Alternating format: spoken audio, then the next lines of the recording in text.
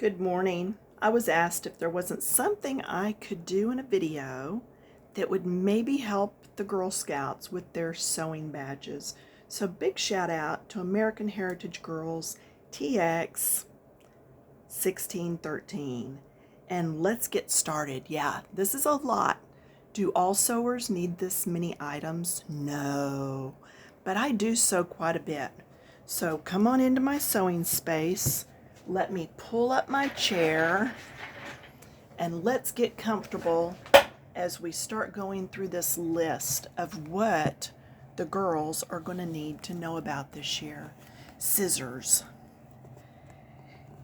Let me see if I can stand this up here. These are my sewing scissors. Sewing scissors do not get used on paper.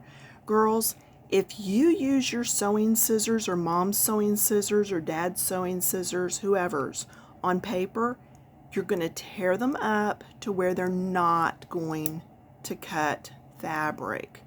All right? Your sewing scissors should be able to just glide through the fabric.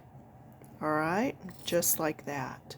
Now, that's regular sewing scissors. Let's see. Next is a measuring tape. I have many measuring tapes. One of my favorites is right here across the front of my sewing table. Just makes it really easy to hold anything up and measure it. I have a measuring tape up here that I can grab, throw in my purse and go. My mother's rooster, just for fun, has a measuring tape. Isn't that cute? Measuring tape is different from a ruler. A measuring tape will bend and wrap around things, whereas a ruler does not. Pinking scissors. These are pinking scissors or pinking shears. Now, do you see how it's got peaks going up and down? It zigzags. So just think peaks, pinking. Okay, pinking. Now, how are those different? Watch. Watch what happens here. We're going to cut. See those peaks?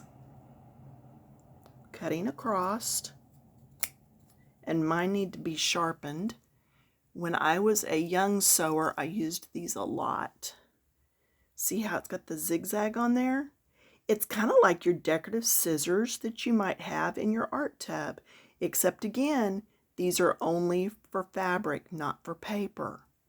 When would I use my pinking shears or pinking scissors? When I have a fabric that unravels. Do you see how this has a few little threads hanging out?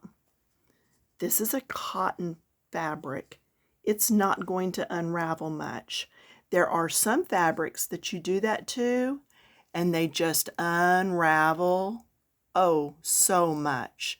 That's when you would use your pinking shears or your pinking scissors. Because if I pull this way, nothing unravels. It stops it, okay? So that's your pinking scissors. Next on your list are pins. Here are my pins. I keep them on this pin caddy instead of a pin cushion because it's magnetic. So if I'm sewing and I pull a pin out, I can just throw it at it and it's going to magnetize it. All right? So that's wonderful to have on hand. Now, other pins. There's some pins here just for decoration, but there's still regular pins that can be used. I just happen to like birds. All right? There's pins up here in that pin cushion. Then there's some more there that I've collected over the years. If you go all the way down my shelf to here, I have some different pins. I have some with really big heads or tops on them that look like crystals. Okay. I have some here that are little bitty short ones that I use when I'm wrapping ribbon and need to seal it shut. There's my birds. But my most popular used pins are those right there. That's the ones I use for my everyday sewing. You do not run over a pin with your sewing machine. Why? It's not going to hurt. Well, it might bend your pin, but number one, you could break the needle in your sewing machine. Let's see what's next. Seam ripper. Oh. When my daughter was learning to sew, we actually named her seam ripper Bob. I don't know why. She just wanted to. And she was like, Mama, we got to go get Bob again. So my very first seam ripper that I ever had is right here. This seam ripper has seen better days. It's not real pointed anymore, but it does still work. I just keep it as a reminder of where I've been and how far I've come. Here are some more seam rippers, and they have little plastics on the ends. Why I have so many, I don't know. I think some were my mom's, some were my mother-in-law's mom's, and then just different people when they get rid of stuff.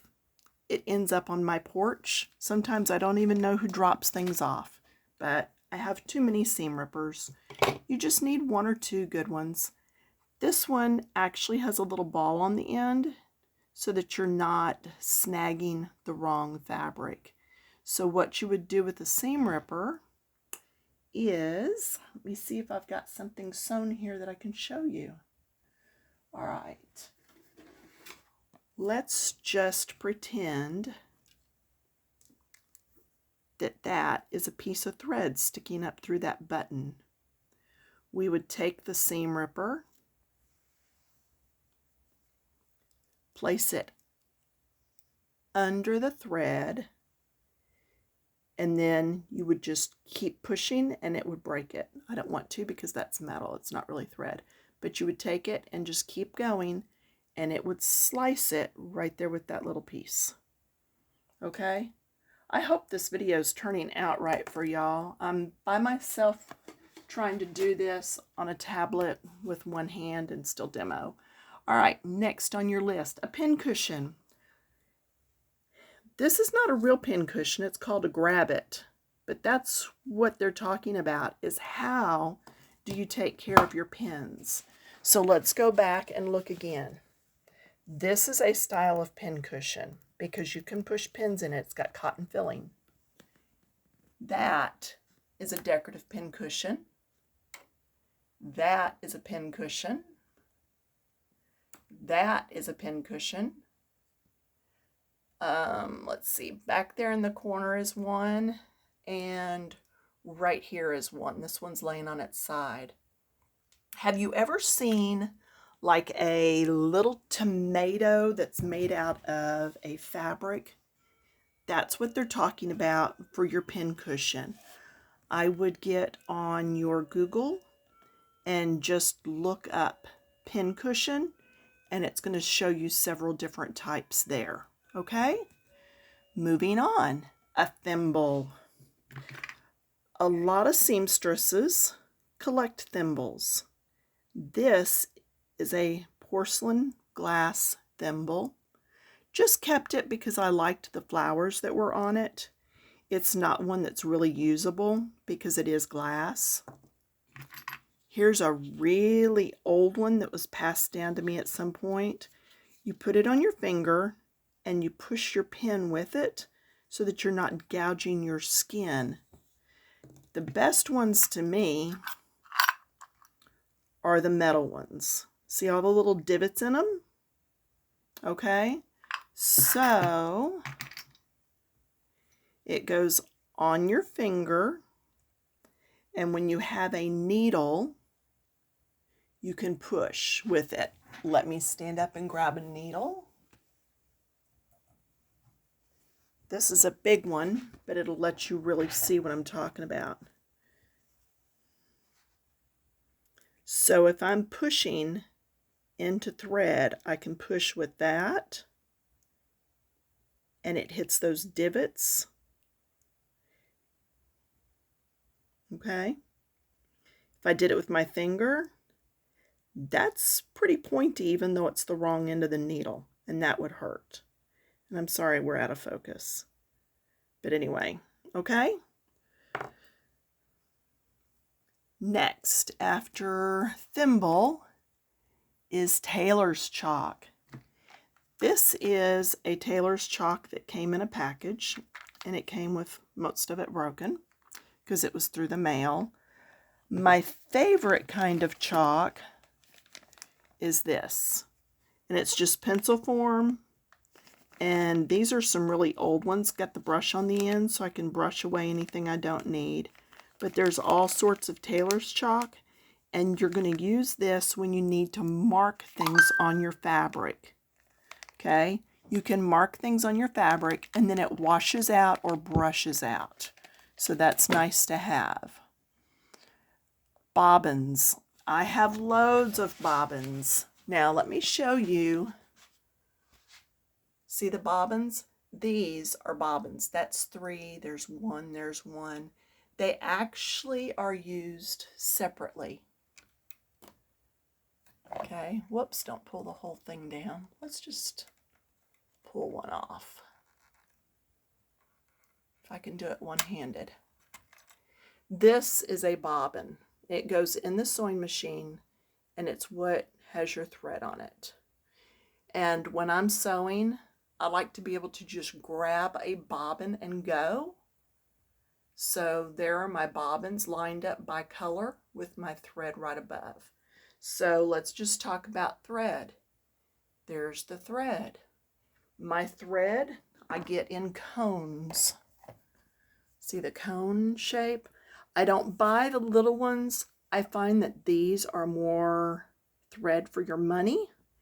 And I don't buy those that are like 5 for $2 or for $1 or anything. They're just not good on my sewing machine. I've got an uncle that his job was to work in a sewing factory. So he taught me about thread, and he said, don't go cheap.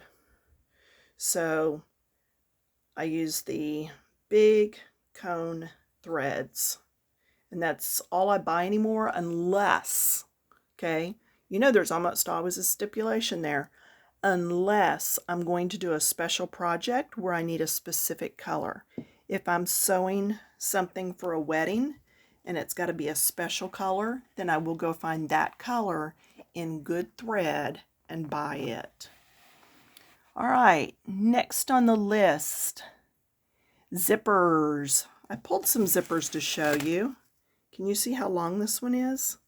That's all one zipper. So that would be like in a pair of pajamas where you need the zipper going all the way down your body. Yeah. Now, there are different zippers. This one's a polyester zipper. See, these are called teeth. These right here where the zip is, that's the teeth. The teeth on this zipper are plastic. Okay. Now, let's see. Here's a zipper. This one's actually metal. See the teeth? They're actually metal. There's just different times when you want different zippers. I mainly use the polyester ones. As you can see, I've got quite a few. I haven't done anything with zippers in a long, long time. That's why I've got so many, because I haven't used them. They're just laying there. So try not to buy supplies that you really don't need, because they will just sit there. Let's stand up and go back up again and look at the buttons. Do you see the jars back there?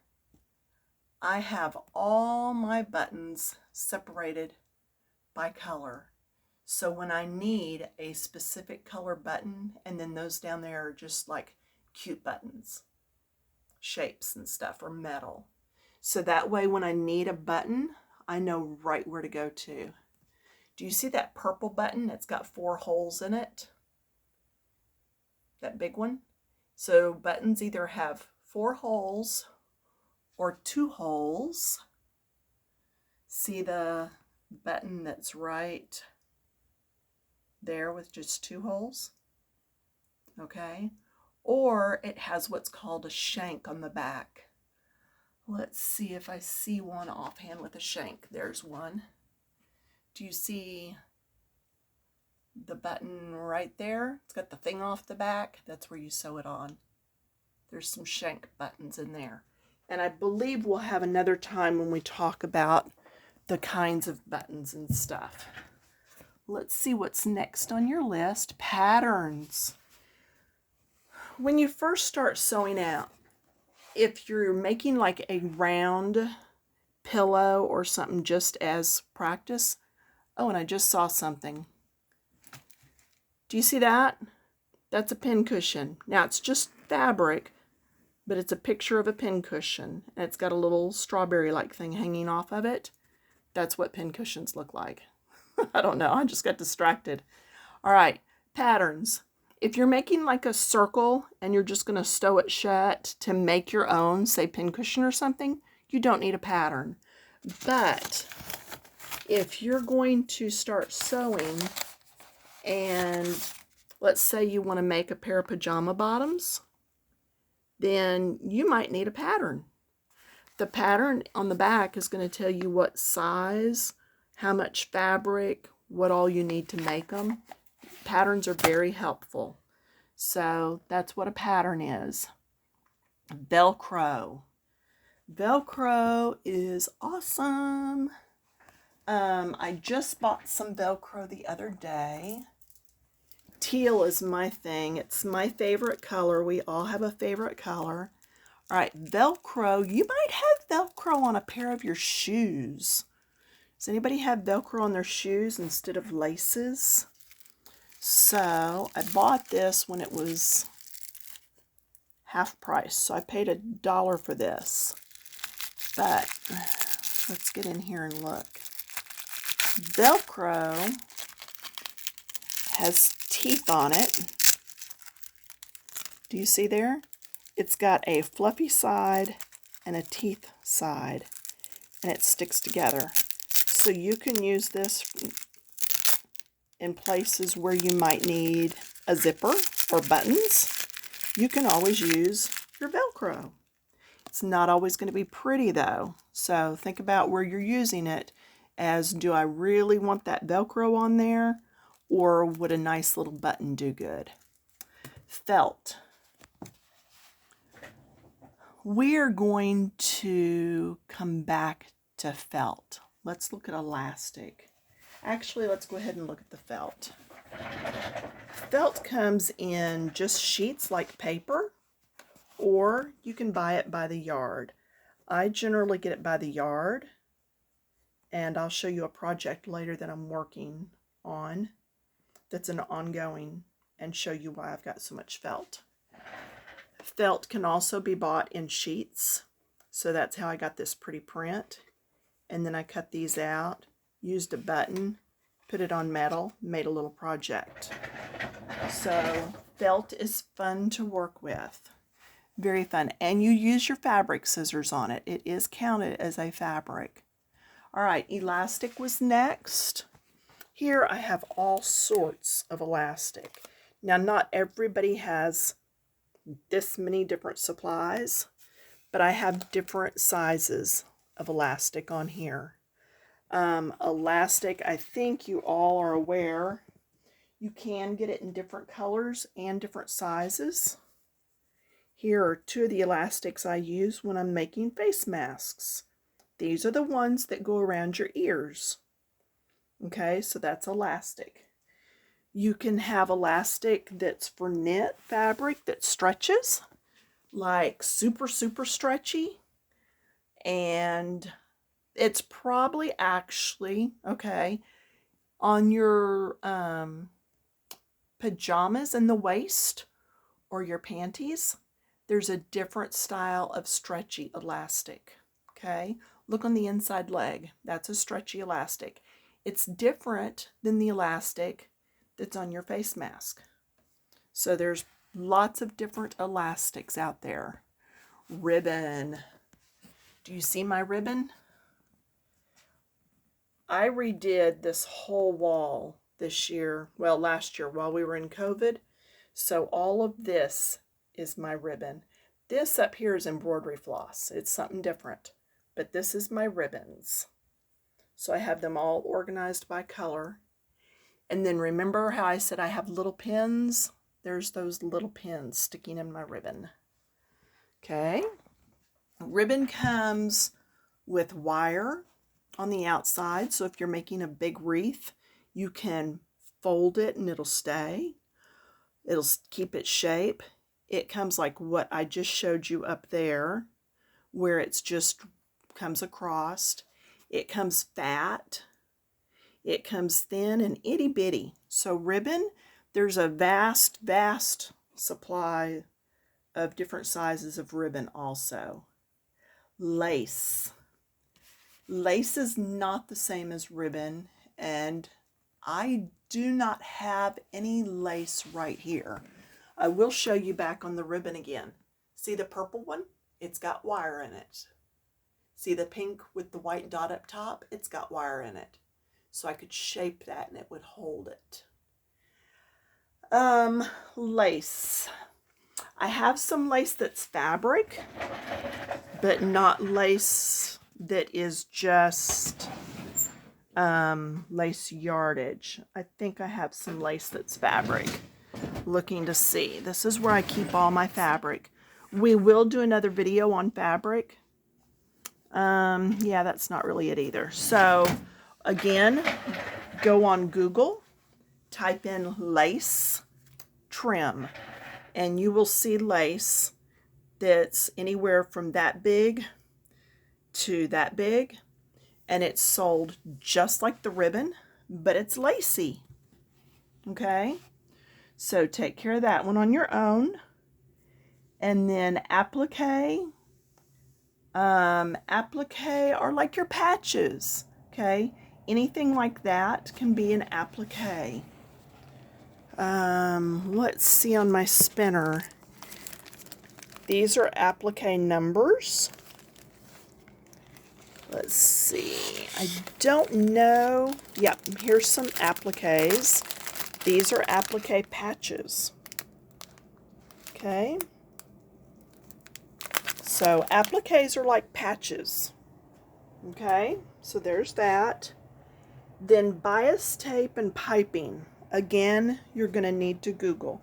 Now, I don't want to show you my whole house, so I'm going to cover this while I walk through to my playroom in the front of the house for our granddaughter. Okay, now, so you'll need to look up the ones that we didn't do. This is all made with felt. Remember when we looked at the felt? So these are the felt projects.